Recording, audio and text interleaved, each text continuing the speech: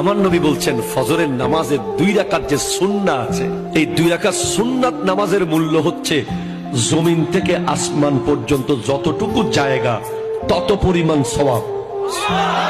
আপনি fair and handsome বাদ দেন, আপনি ফেয়ার এন্ড লাভলি ম্যান বাদ দেন, গার্নিয়ার ম্যান বাদ দেন, আপনি ওই হাবিব তাসকিয়ারে গিয়ে আপনার ফেসিয়াল করা বাদ দেন, আপনি ফজরের নামাজে গিয়ে ওযুটা করেন না,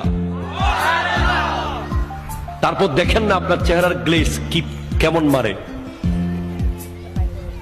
আপনি হাজার হাজার টাকা ফেসিয়াল করেন, আপনি হাজার হাজার টাকা বিউটিশিয়ানকে দিয়ে দিচ্ছেন, দিয়েন না, এগুলো আপনি ফিলিস্তিনের ভাই বোনের জন্য রেখে যান, ঠিক কিনা কথা বলেন?